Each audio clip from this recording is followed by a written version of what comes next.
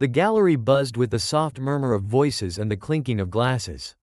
The scent of freshly uncorked wine mingled with the faint aroma of paint and varnish, creating a familiar yet exhilarating atmosphere. I stood at the center of it all, my heart racing with a mix of pride and anxiety as I looked around the room filled with my artwork. Each canvas represented countless hours of labor, inspiration, and vulnerability, a glimpse into my soul. As I greeted my guests, I spotted familiar faces among the crowd. Collectors, critics, and fellow artists, all gathered to witness my latest creations. My heart swelled with gratitude. This exhibition was more than just a showcase, it was a culmination of my years of hard work and passion. But amidst the cheers and applause, I felt a twinge of loneliness creeping in, a reminder of how much I had sacrificed for my career. Just as I was about to raise my glass in a toast, I caught sight of a figure entering the gallery. My breath hitched in my throat. It was Mark, my old friend, the one I had shared countless dreams and whispered secrets with in the past. I hadn't seen him in years, not since our paths diverged after college. Memories of late-night conversations and stolen kisses flooded my mind, bringing both warmth and a pang of nostalgia. He looked different yet the same, his familiar smile illuminating the room like a beacon. His hair was slightly longer, tousled in a way that made him look effortlessly handsome. I could see the confidence in his stride, the kind that comes with experience and time. As he moved through the crowd, our eyes locked for a fleeting moment, and the world around us faded into a blur. "Is that you, Hannah?" he said, approaching me with a mixture of disbelief and delight. "Mark, it's been too long," I exclaimed, unable to suppress the smile that spread across my face. We embraced tightly as if we were trying to merge the years apart into this single moment. As we stepped back to look at each other, I noticed the slight crinkles at the corners of his eyes, signs of laughter and joy. It was comforting to see him again, but I felt a pang of guilt as I recalled my marriage to Andrew. I had vowed to be committed, to uphold the sanctity of our relationship, yet standing here with Mark, those promises felt distant. "I've heard so much about your work. The reviews are incredible," Mark said, his voice warm and sincere. "You've made a name for yourself." "Thank you. It's been a journey," I replied, my heart swelling with pride. "But I couldn't have done it without support from friends like you." We walked together through the gallery, admiring the pieces I had created. Mark's insightful comments and genuine enthusiasm breathed new life into my work, reminding me why I fell in love with art in the first place. His passion was infectious, and I found myself laughing and sharing stories, forgetting the weight of my obligations back home. As the evening progressed, we found ourselves isolated from the crowd, lost in our world.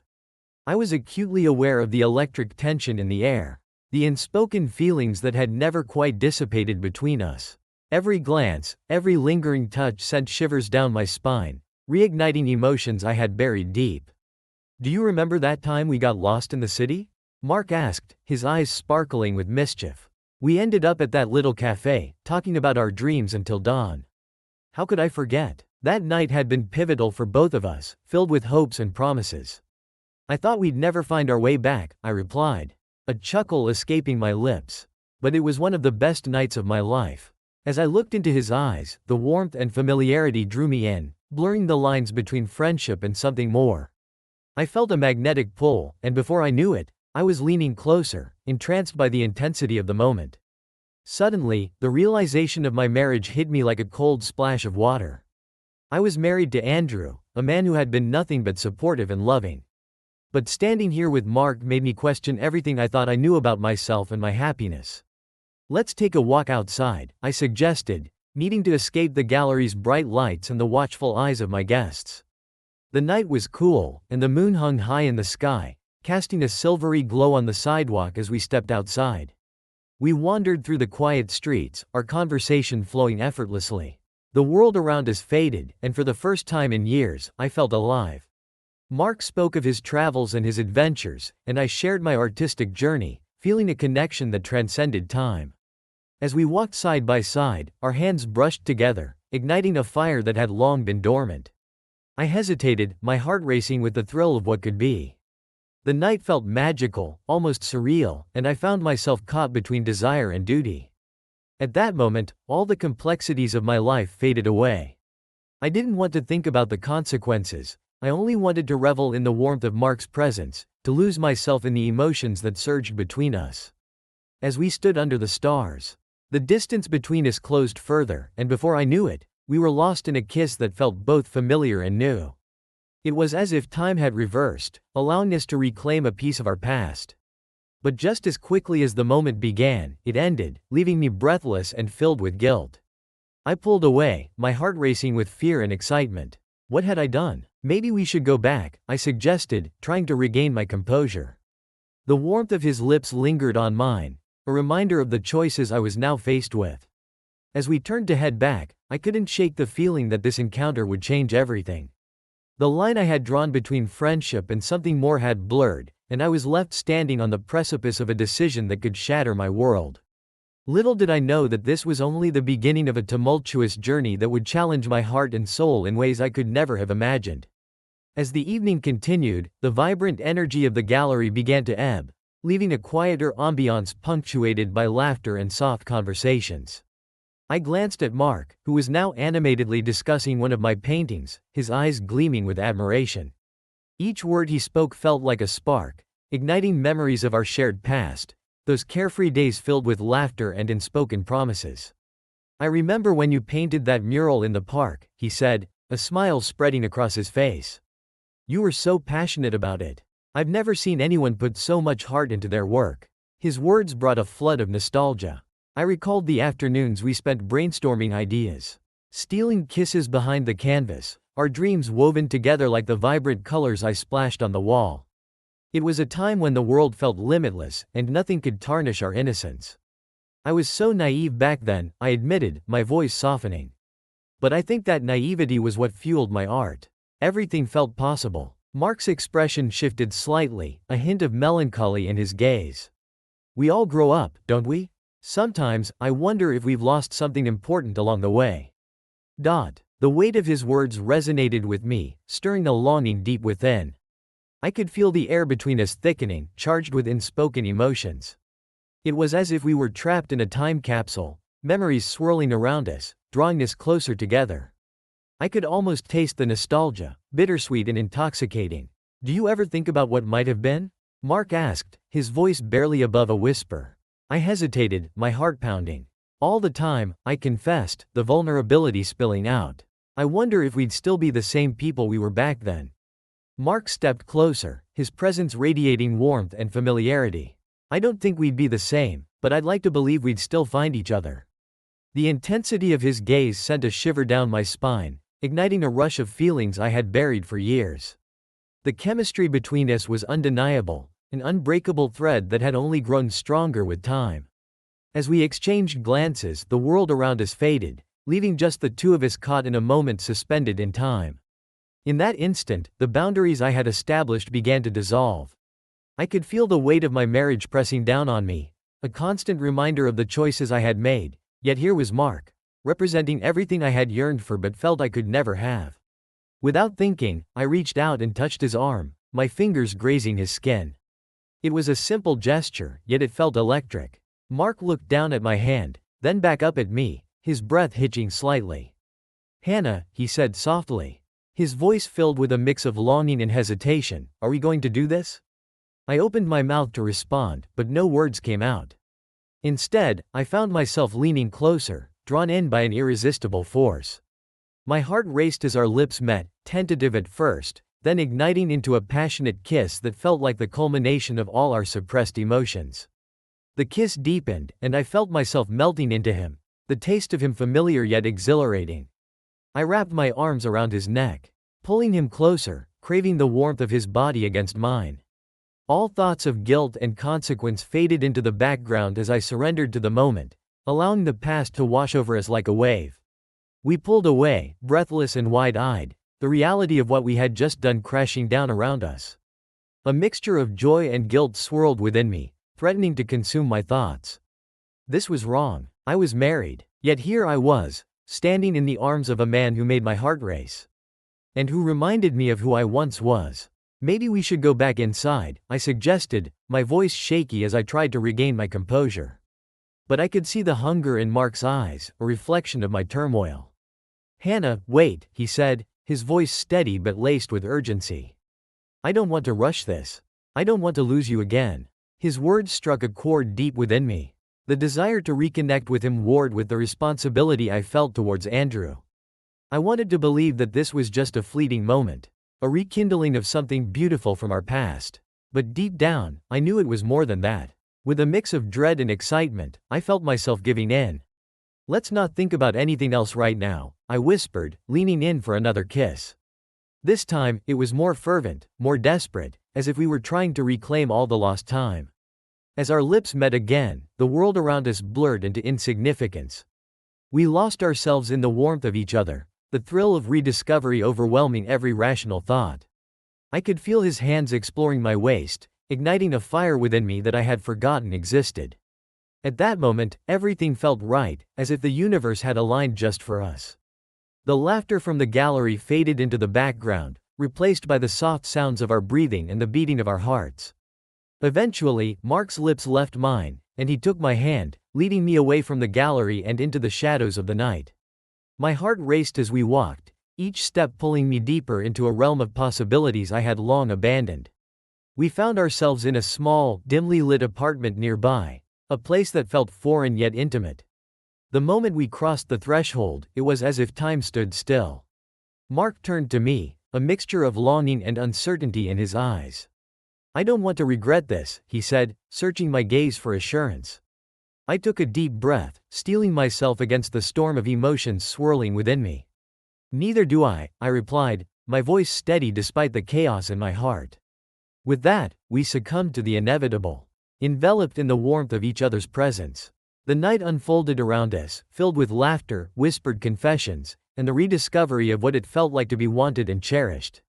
As we sank into each other, I felt both exhilaration and dread.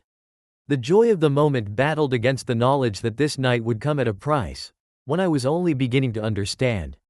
But for now, I pushed those thoughts aside and embraced the warmth of Mark's arms, letting go of the guilt and surrendering to the joy of the moment. In that small apartment, I felt alive again, reborn into a world where I could reclaim the happiness I had thought lost forever. The lines of my life blurred, and at this moment, I chose to indulge in the bittersweet thrill of rediscovered love. Morning light filtered softly through the sheer curtains, casting a gentle glow across the room. I blinked awake, my head heavy with the weight of the previous night's decisions. As the reality of my situation began to set in, I felt a pang of guilt ripple through me. I turned to my side, only to find Mark still sleeping peacefully beside me, his chest rising and falling in a steady rhythm.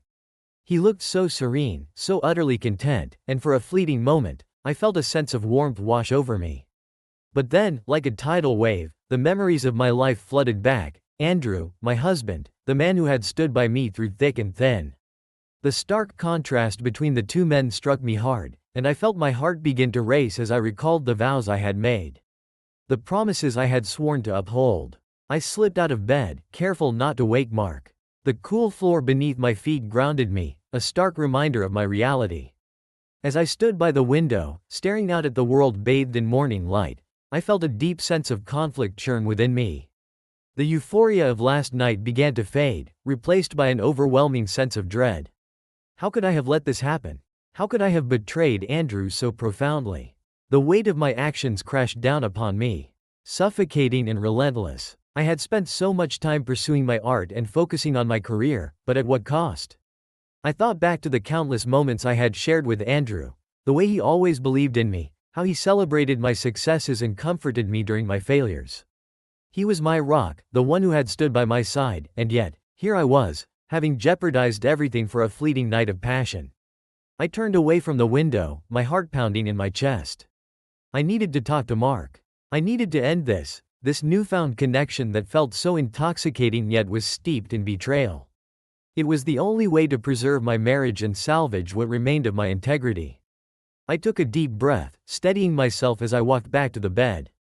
Mark stirred slightly, his eyes fluttering open, and a sleepy smile spread across his face. "Good morning," he murmured, stretching his arms above his head. "Morning," I replied, my voice barely above a whisper. As he looked at me, I felt the familiar pull of attraction, the same chemistry that had drawn us together the night before. But it was tainted now, overshadowed by the reality of my situation. "Last night was amazing," he said, his voice filled with warmth. But as I looked into his eyes, I realized that I couldn't let myself be swept away by those words. I had to be strong. "Mark," I began, my heart racing as I struggled to find the right words. "We need to talk." His expression shifted, concern etching itself across his features. "What's wrong?" I hesitated, emotions swirling within me like a tempest. "Last night, it was incredible, but we can't keep doing this," I said, my voice trembling. "I can't keep seeing you. I have to end this." Confusion flashed in his eyes, followed by a deep sense of hurt. "What do you mean? Wasn't this what we both wanted? To reconnect?" "Maybe, but I can't," I insisted, my voice firming. "I'm married to Andrew. I can't betray him like this. I've already crossed a line that I can't uncross." Mark sat up, the sheets falling away to reveal his bare skin, and I felt a rush of longing and regret. "But we have something special," he argued, his voice low and pleading. "You felt it too. You can't just throw that away." I could see the pain in his eyes, and it pierced through me like a dagger. "I know," I replied, tears pricking at the corners of my eyes. "But I can't let myself fall deeper into this. It's not fair to Andrew, and it's not fair to you." Silence hung heavy between us, each heartbeat echoing the truth of my words. I could see the realization dawning in Mark's eyes, the understanding that what we had shared, while beautiful, was also tainted by guilt and betrayal. "Is that really how you feel?" he asked, his voice barely above a whisper. "Yes," I replied, my voice shaking. "I have to make things right. I have to go back to my life and try to salvage my marriage. I can't continue to live in this lie." Mark's expression shifted from hurt to resignation, and I felt my heart break for him. "I never wanted to hurt you, Hannah," he said softly, his voice filled with a mixture of sadness and acceptance. "But I understand. I don't want to be the reason your marriage falls apart." His words felt like a balm to my frayed nerves, but they didn't ease the pain of the decision I was making. I reached out to touch his hand, but he pulled away slightly, creating an insurmountable distance between us. "I need to get dressed," I said, my voice trembling. "I need to go home." As I turned away, the enormity of what I was doing crashed over me, and I felt a rush of tears. How had I let it come to this? The vibrant, joyous night had transformed into a heartbreaking reality. I quickly dressed, my hands shaking as I buttoned my blouse. I could feel Mark's gaze on me, filled with a mix of longing and pain. I took a deep breath, steeling myself for what lay ahead. When I finally turned to face him, my heart shattered at the sight of his expression. "I'll always care about you," he said, his voice thick with emotion. "But I understand why you have to do this." "I wish things were different," I whispered, my voice barely audible. "I do." He nodded, the sadness in his eyes reflecting my own. "Just promise me one thing," he said, his voice low. "Don't forget me." "I won't," I replied, my heart aching. "I'll always cherish the memories we made, but I need to focus on my life now." With that, I stepped toward the door, the weight of my decision heavy on my shoulders. As I walked away from Mark, I felt a profound sense of loss, as if I was leaving behind a part of myself. Stepping out into the bright morning sun, I inhaled deeply, the fresh air biting against my skin. I felt both relieved and devastated, a mix of emotions swirling within me as I made my way back to my car. The drive home was filled with silence, each passing moment amplifying the reality of my choice. As I pulled into the driveway, I glanced at the house I shared with Andrew. It stood there, a sanctuary filled with memories of love, laughter, and companionship. The weight of what I had done hung heavy in the air, and I steeled myself for the conversations ahead. I had made a choice, one that would forever alter the course of my life. I was determined to make things right, to mend the broken pieces of my marriage, but the path ahead would not be easy. I had crossed a line, and now I had to face the consequences of my actions. As I walked toward the front door, I felt the weight of my decisions pressing down on me. I knew I had to be honest with Andrew, to tell him everything, and to find a way to heal the wounds I had inflicted on our marriage. With a deep breath, I opened the door, ready to confront the consequences of my choices, prepared to fight for the love that I had almost lost. The days following my decision to sever ties with Mark passed in a haze of anxiety and guilt. I had returned to my routine with Andrew, but the weight of my actions clung to me like a second skin, suffocating and relentless. I threw myself into my work, immersing myself in painting to distract from the emotional turmoil that threatened to consume me. However, each brushstroke felt like a reminder of the momentary escape I had experienced, the joy tainted by betrayal. It was a bright Saturday morning when I ventured outside to tend to my garden. I had always found solace among the flowers, nurturing them as they grew, and it provided a brief respite from my internal conflict. As I knelt to prune the roses, a familiar figure caught my eye out of the corner of my vision. I turned, and my heart dropped as I saw Mark standing on his porch, just across the narrow path that separated our homes. He was unpacking boxes, a determined look on his face as he set up his new life in the house next door. I felt an involuntary rush of emotions, nostalgia, longing, and guilt all swirling together in a chaotic mix. Our eyes met briefly, and a wave of unspoken understanding passed between us, leaving me breathless.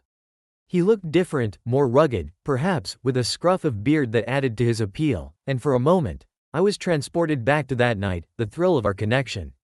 "Hi, Hannah," he called out, his voice casual yet laced with an undercurrent of tension. "I didn't expect to see you here." "Hey, Mark," I managed to reply, forcing a smile that felt more like a grimace. I stood up slowly, wiping my hands on my gardening apron, trying to shake off the sense of unease that settled over me. "I just moved in," he said, glancing around as if to emphasize the point. "It's a great neighborhood." "Yes, it is," I responded, my heart racing. The realization that we would be neighbors sent a shockwave of anxiety through me. I had thought I could escape the aftermath of our night together, but fate had other plans. We exchanged small talk about the neighborhood, but I could feel the tension building between us. The air was thick with unspoken words and unresolved feelings, and I knew that I was teetering on the edge of a dangerous precipice. Mark's presence was a constant reminder of what I had tried to bury, and every time I caught a glimpse of him, it felt like an electric shock to my system. As the days turned into weeks, the situation grew increasingly complicated. I found myself avoiding my yard, choosing to stay indoors as much as possible to escape the awkward encounters with Mark. Each time I saw him, my heart would flutter, a dangerous reminder of our connection that I had tried so hard to forget. I was desperate to maintain my distance, but the temptation of his presence loomed like a shadow. I could sense the shift in my emotions, the pull toward him growing stronger each time we crossed paths. I felt guilty for even thinking about him, especially as Andrew remained blissfully unaware of the turmoil swirling within me. I didn't want to betray Andrew again, but every time Mark smiled at me, the world around us faded, and I was left grappling with the weight of my decisions. Despite my best efforts to suppress my feelings, they began to seep through the cracks of my facade. I found myself distracted during meals with Andrew, my thoughts drifting to Mark, the way his laughter echoed in my mind, the warmth of his gaze lingering in my memory. I was torn between the love I had for my husband and the undeniable chemistry I shared with Mark. One afternoon, while Andrew was at work, I decided to venture out for a walk to clear my mind. As I strolled through the neighborhood, I inadvertently ended up near Mark's house. The sight of him working in his yard, shirt clinging to his muscles as he lifted a heavy box, sent a rush of warmth through me. I tried to walk past without acknowledging him, but as I drew closer, our eyes met, and I felt that familiar spark ignite between us. "Hey, Hannah, want to help me with this?" he called out, a playful smile dancing on his lips. The invitation hung in the air, heavy with possibility, and I hesitated, torn between wanting to say yes and the reality of my marriage. My voice faltered, and before I could stop myself, I found myself stepping closer, drawn in by the magnetic pull. "Sure, I can help." As I approached, my heart raced with excitement and trepidation. We worked side by side, the tension between us palpable as we shared casual banter, our hands brushing against each other in innocent touches that sent electric shocks through my body. I felt alive, invigorated by the connection we had, but guilt gnawed at me relentlessly. Each laugh we shared felt like a betrayal, a reminder of the line I was crossing. After an hour of working together, I felt the weight of my emotions suffocating me. "I should get going," I said, attempting to pull away, but Mark stepped closer, the playful light in his eyes shifting to something more intense. "Don't go yet," he urged, his voice low. "Can't we just enjoy this moment?" I opened my mouth to respond, but the words stuck in my throat. My heart raced, torn between desire and the need to protect my marriage. I had convinced myself that I could manage my emotions. But in that moment, facing Mark's piercing gaze, I realized I was deeper than I had ever intended. "I can't, Mark," I finally managed to say, my voice trembling. "I have to go home." The disappointment in his expression cut through me, but I turned and walked away, each step feeling like a betrayal. I felt his gaze on my back, a haunting reminder of what could have been. As I closed the door behind me, I leaned against it, my breath coming in quick bursts. The momentary closeness with Mark had brought my emotions to the surface, making it harder to suppress what I felt. I had convinced myself that I could resist, but I was slowly realizing that every encounter brought me closer to the edge, and it was becoming increasingly difficult to ignore the truth of my feelings. I sank onto the couch, my heart heavy with confusion. How long could I keep this up? I was trapped between two worlds, and the secrets I held threatened to consume me. The burden of my emotions felt like a storm brewing inside, and I knew I had to confront it before it tore me apart. It was only a matter of time before the secret of my feelings for Mark would come crashing down, and I was terrified of what that would mean for my marriage. As I sat in the quiet of my home, I could feel the walls closing in around me, the weight of my choices pressing down, reminding me that I was standing on the brink of a precipice, and one misstep could change everything.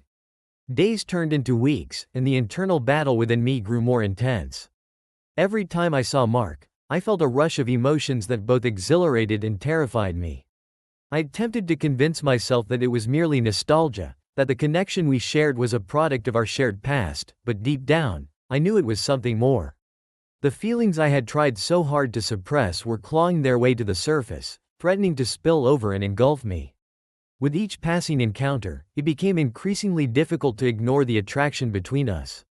Mark's mere presence ignited something within me, a spark that I had thought was extinguished. I found myself daydreaming about him, my thoughts drifting to the moments we had shared, the intimacy of our connection, and the way he made me feel alive. I couldn't shake the feeling that I was teetering on the edge of a cliff, and one small push could send me tumbling into a world I wasn't sure I wanted to explore. I made a concerted effort to avoid Mark whenever possible. I began to schedule my days around his, opting for early morning gardening sessions or late night painting marathons to escape the temptation of running into him. But it felt futile. No matter how hard I tried to distance myself, it seemed like fate had other plans. Our paths continued to cross, and the moments of vulnerability shared between us only deepened the emotional turmoil that gripped my heart. One afternoon, as I stood in my kitchen preparing dinner for Andrew, I caught sight of Mark through the window as he worked in his yard. The way he moved, the focus etched on his face, ignited a warmth within me that I couldn't deny. I leaned against the counter, torn between the urge to join him and the need to maintain my distance. Suddenly, the doorbell rang, startling me out of my thoughts.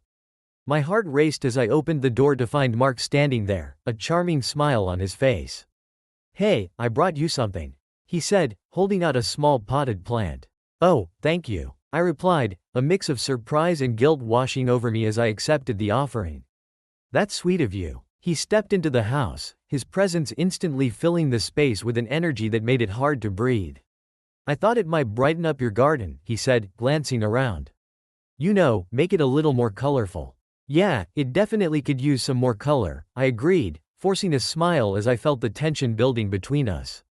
I was acutely aware of the emotions swirling in the air, the unspoken words that lingered just out of reach.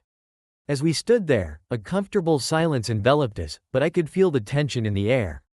Mark's gaze lingered on me, a mixture of warmth and desire reflected in his eyes. And I felt a rush of emotions overwhelm me. I wanted to lean in, to close the gap between us, but the reality of my marriage loomed large in my mind. "I should probably get back to dinner," I said, breaking the silence and stepping back. "Andrew will be home soon." Mark's expression faltered, and I could see the disappointment etched on his face. "Right, of course," he replied, his voice softer now. "I just thought, I don't know, maybe we could talk." I hesitated, the urge to confide in him battling against the need to protect my marriage. I don't know if that's a good idea," I stammered, feeling my heart race. "I need to be careful." He nodded, understanding flickering across his features, but the weight of unspoken feelings hung heavily between us. "I get it," he said, a hint of sadness in his voice. "But I just want you to know that I'm here, Hannah. Whenever you need someone to talk to, I'm just next door." As he left, I felt a tumult of emotions surge through me. The connection we shared was undeniable, but I was also painfully aware of the potential fallout. My heart was torn between two worlds, and I knew that I couldn't keep pretending forever. The secret of my feelings for Mark was becoming increasingly difficult to contain, threatening to spill over and expose the truth. That evening, as I sat at the dinner table with Andrew, I struggled to engage in conversation. My mind kept drifting back to Mark, replaying our interactions, the longing in his eyes, and the connection that felt both thrilling and terrifying. Andrew chatted about his day, blissfully unaware of the turmoil brewing within me, and I forced myself to smile, but the guilt weighed heavily on my heart. "Everything okay, Hannah?" Andrew asked, his brow furrowing in concern as he caught my distant gaze. "Yeah, just a lot on my mind," I replied, hoping to brush off his concern. "You know how it is." He nodded, but I could see the flicker of worry in his eyes. I didn't want to burden him with my internal struggles, the conflict that had begun to consume me. But the truth was that I was on the verge of a breakdown. The secret of my feelings for Mark threatening to unravel everything I had worked to build with Andrew. That night, as I lay in bed beside Andrew, sleep eluded me. I tossed and turned, the weight of my emotions pressing down on me like a heavy blanket. The guilt gnawed at me, the fear of losing everything I cherished battling against the pull I felt toward Mark. I knew I had to make a choice, but the thought of confronting my feelings filled me with dread. In the darkness, I finally came to a realization. I could no longer live in this duality, hiding my feelings while pretending everything was fine. I had to confront the truth, not just for my sake but for Andrew's as well. The secret I harbored was becoming too heavy to bear, and I knew that one way or another, it would come to light.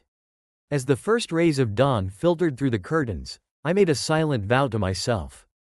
I would confront my feelings for Mark, no matter the outcome, and in doing so, I would free myself from the burden of my secrets. It was time to face the truth head-on, for better or worse, and I was determined to find a way to navigate the chaos that awaited me.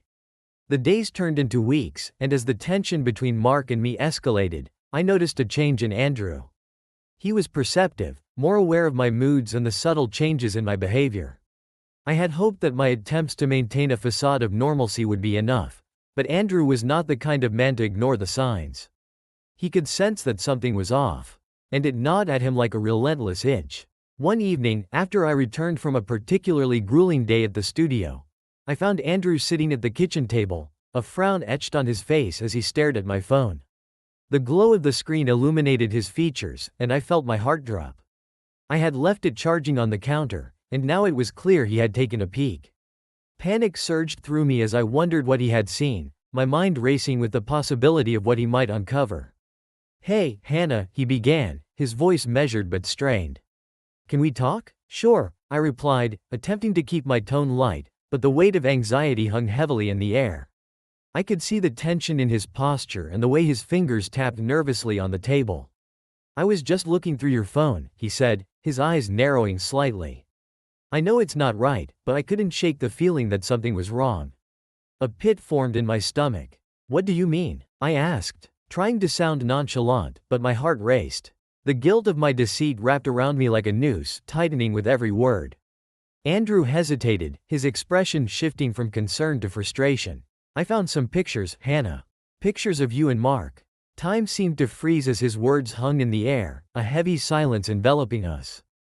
My breath caught in my throat, and I felt the walls close in around me. I had been so careful, so diligent in trying to shield my secret, and yet here we were. The very thing I had feared most was happening. "I can explain," I stammered, desperation clawing at my chest. "It's not what you think." He stood up abruptly, his chair scraping harshly against the floor. "Not what I think? You were with him, Hannah. How can it not be what I think?" "I made a mistake," I admitted, feeling the tears prick at the corners of my eyes. "But it was just a moment of weakness. It didn't mean anything." Andrew's face hardened, and I could see the betrayal etched in every line. "A moment of weakness? How many moments are we talking about? Because this isn't just some innocent mistake. This is a betrayal." My heart ached at the pain in his voice, the realization that I had shattered the trust we had built over the years. "I never meant to hurt you, Andrew," I pleaded, stepping closer, but he backed away as if I were a flame threatening to scorch him. "I trusted you," he shouted, his voice echoing in the small kitchen. I thought we had something real, but clearly, I was wrong. As the anger surged between us, I felt the weight of my choices crashing down. The secret I had tried to keep hidden was now laid bare, and I stood before Andrew, vulnerable and exposed. I had put my heart on the line, but I had also endangered everything we had built together. Please, let's talk about this, I urged, my voice trembling. We can work through it. Andrew shook his head, disappointment flooding his features. I don't even know if I can look at you right now. The air was thick with unsaid words, the chasm between us growing wider with every moment that passed. I felt utterly powerless, my heart aching as I watched him retreat into a world of hurt and anger. The following days were a whirlwind of emotions, a suffocating mix of dread and guilt as I tried to navigate the fallout from Andrew discovering my betrayal. I had thought that the worst was over, that maybe we could salvage our marriage, but Andrew was distant and cold, and I could feel the walls closing in around us. Then came the day of my art exhibition, a showcase of the work that I had been preparing for months. It should have been a moment of celebration, but instead, it felt like a ticking time bomb, the tension in the air palpable as I arrived at the venue. Andrew had agreed to come, but I could sense the storm brewing beneath his calm exterior. As the guests began to arrive, I plastered on a smile, mingling with friends and colleagues, trying to distract myself from the nagging worry that clung to me. But every time I caught a glimpse of Andrew, I could see the anger simmering just beneath the surface. He was a force of nature, and I knew that I was standing on the edge of a precipice. It wasn't long before the inevitable happened. As I stood by one of my larger pieces, a vibrant explosion of colors that represented the chaos of my emotions, I felt a sudden chill sweep through the room. Andrew stepped into view, and the room fell silent as everyone turned to watch him. He cleared his throat, a calculated look in his eyes that sent a shiver down my spine. "Can I have everyone's attention?" he called out, his voice steady yet filled with an underlying intensity. The crowd began to murmur, the air thick with anticipation. My heart raced as I took a step toward him, but before I could reach him, he continued, his voice booming.